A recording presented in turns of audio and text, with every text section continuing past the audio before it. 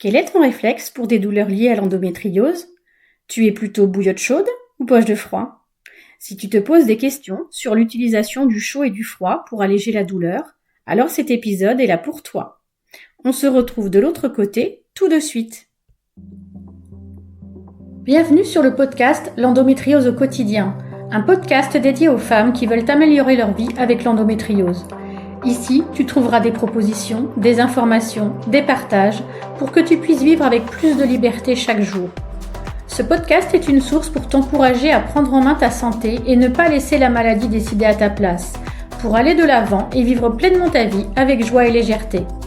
Je suis Stéphanie Delmas-Bello, je vis avec l'endométriose, je suis naturopathe, formatrice, énergéticienne Reiki et spécialisée dans l'accompagnement naturel de l'endo.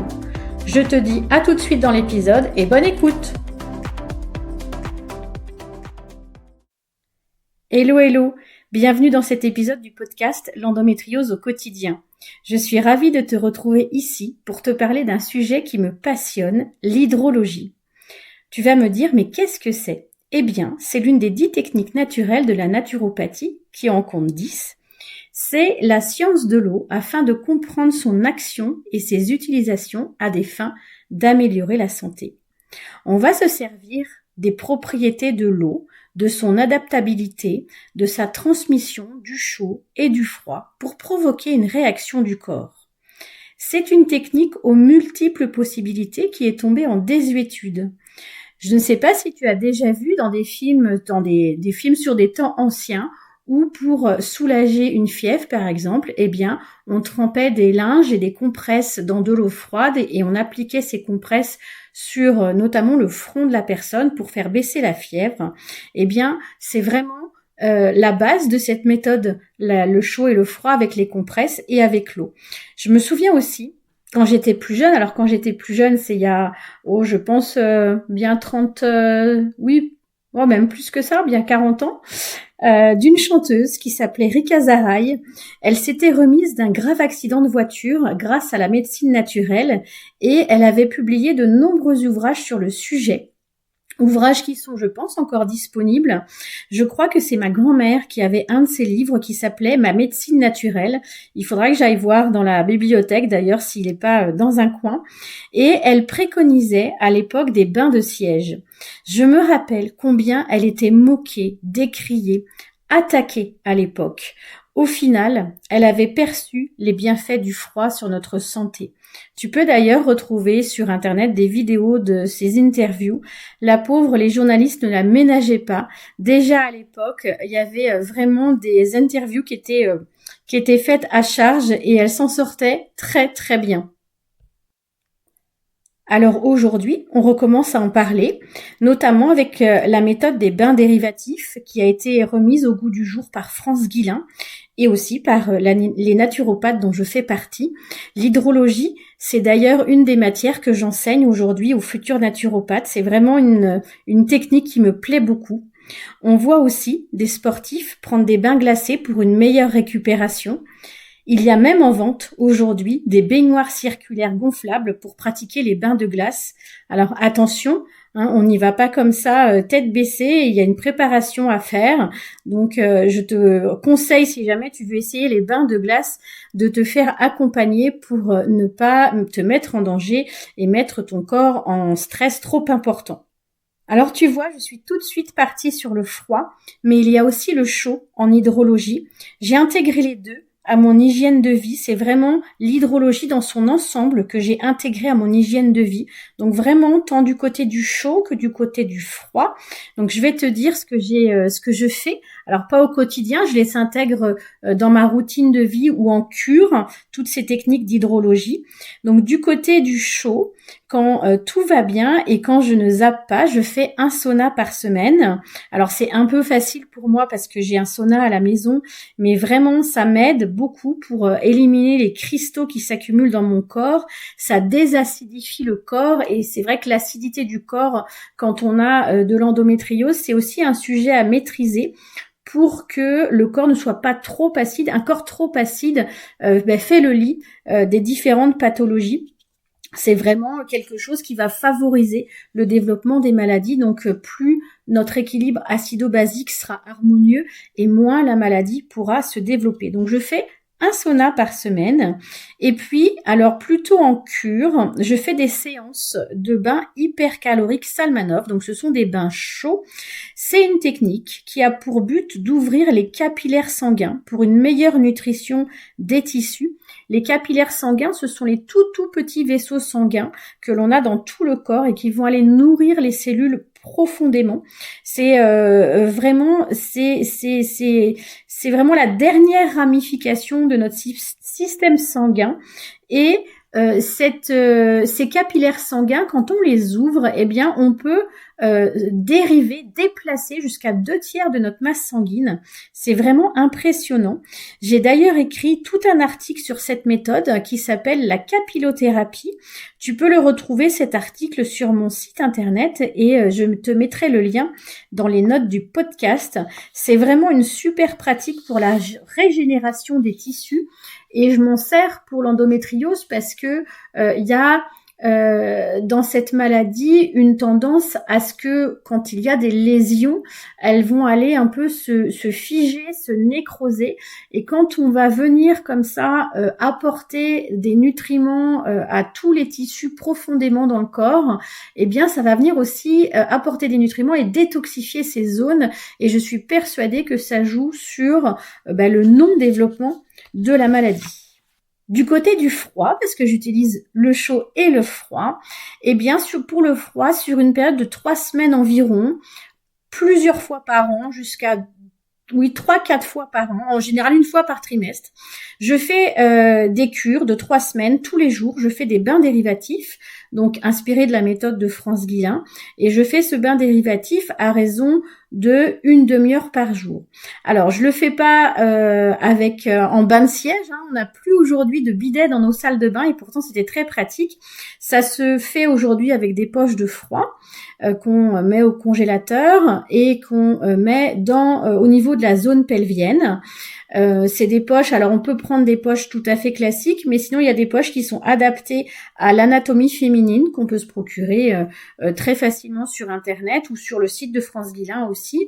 Alors attention à ces poches parce que le froid ça peut provoquer des brûlures et puis ça peut coller, donc on les entoure d'un tissu. En général, quand on achète des poches de froid qui sont spécifiques, elles sont vendues avec des petites pochettes et ça permet que la poche ne soit pas en contact avec la peau. Et donc c'est une méthode qui détoxifie toute la zone pelvienne et on sait que dans l'endométriose c'est une zone qui est très touchée. Détoxiquer cette zone, ça permet d'avoir des tissus qui sont moins inflammés, plus fluides et donc moins douloureux. C'est aussi une méthode qui va revitaliser puisque le froid revitalise beaucoup l'organisme et les tissus et ça va revitaliser non seulement cette zone périnéale mais aussi le corps dans son ensemble. Ça va donc venir agir sur notre vitalité, on va remonter notre vitalité et ça va agir sur la fatigue et l'épuisement. On sait que la fatigue dans l'endométriose, dans la douleur fatigue et d'aller mettre des méthodes qui vont aller contrer cette fatigue, c'est extrêmement important et remettre de la vitalité pour contrer cette fatigue, eh bien c'est vraiment quelque chose de nécessaire dans l'endométriose et ça c'est une méthode qui va permettre vraiment de régénérer le corps à ce niveau-là. Alors moi, je te dis que j'avais des poches qui étaient spécifiquement faites pour ça. Ce que je fais, c'est qu'en général, c'est le matin, après avoir pris ma douche, etc. J'ai un moment de calme où je prends mon petit déjeuner. Et ce que je fais, c'est que je mets une poche au niveau de la zone périnéale. Et puis, je prends mon petit déjeuner tranquille. La demi-heure, elle passe assez vite. En général, la demi-heure, je mets 2 poches parce que la poche se réchauffe finalement assez vite. Donc je mets une poche un quart d'heure et au bout d'un quart d'heure je la change, j'en mets une nouvelle. Et puis si jamais tu as besoin, si t'as pas la possibilité d'avoir un moment tranquille, et bien pour pas que la poche glisse, il y a une super méthode. Tu mets une première culotte, tu mets ta poche et tu mets une deuxième culotte par-dessus et comme ça, ta poche de froid, elle ne glisse pas du tout. Et puis franchement, qui sait, personne ne saura que tu auras 2 culottes ce jour-là. Donc voilà, c'est vraiment, je fais ça voilà une fois par trimestre sur des périodes de 3 semaines. Je fais des bains dérivatifs. Alors bien sûr, ces techniques, elles sont à mettre en place selon le profil de chacune. Et donc c'est pourquoi je te conseille de te faire accompagner par un professionnel de santé, donc un professionnel de santé en santé naturelle. Et je t'invite, si tu le souhaites, à me contacter si tu as besoin d'un accompagnement personnalisé. Je suis vraiment spécialisée dans ces méthodes et je pourrais te conseiller ce qui te va le mieux. Alors maintenant que je t'ai parlé de ce que c'est l'hydrologie et de ce que je fais dans mon hygiène de vie avec cette technique, je viens te dire pourquoi je préfère le froid au chaud pour soulager les douleurs de l'endométriose. Alors c'est vrai et c'est courant que pour toutes les douleurs féminines liées au cycle menstruel, on a toutes eu le réflexe de la bouillotte et d'ailleurs, on nous a toutes conseillé la bouillotte dans ces cas-là. Qui ne l'a pas fait ou qui ne le fait pas pour des douleurs de règles? Mets-le-moi en commentaire si toi aussi tu le fais ou si on te l'a conseillé. Alors attention, je ne dis pas que ce n'est pas bien, ni que ce n'est pas efficace. La chaleur, ça provoque une sensation douce, ça détend les muscles, ça détend les tissus. Elle peut apaiser la douleur. Donc en tout cas, si ça fonctionne pour toi, vraiment, ne change rien. Continue, fais-toi du bien. Et puis le chaud, ça a une dimension cocooning qui est relaxante. Donc si c'est ok pour toi, tout va bien. On sait qu'on est toutes différentes dans l'endo, avec des conséquences et des effets variables selon chacune. Il y a autant d'endos que de femmes qui ont de l'endo. Je le répète toujours, chaque endo est différente. Donc à toi d'adapter ce qui te convient et ce qui te fait du bien. Et donc le froid alors. Pourquoi moi je le préfère au chaud pour gérer une crise douloureuse? Eh bien déjà parce que le chaud, s'il va, comme on vient de voir, un effet de détente immédiat, eh bien il a aussi une influence sur l'inflammation. Le chaud, ça favorise l'inflammation. Or, comme l'endométriose est une maladie inflammatoire, il est préférable d'utiliser des méthodes qui vont la temporiser et non la maintenir ou la développer. Il va avoir ce chaud une action qui favorise la circulation sanguine, mais qui peut, à contrario, provoquer une congestion du sang au niveau de la zone pelvienne et accroître une sensation de lourdeur au niveau du bassin, puisque ça va attirer le sang vers cette zone. D'ailleurs, quand je lis des témoignages de femmes qui parlent de leurs douleurs liées à la maladie, elles parlent souvent de chaud, de feu, de brûlure. C'est moi aussi l'image que j'utilisais pour décrire la douleur que je ressentais. Je disais que quand j'avais des crises douloureuses, c'était comme une lame de couteau chauffée à blanc qui voulait sortir de mon corps. C'était vraiment ça quand j'avais une crise douloureuse.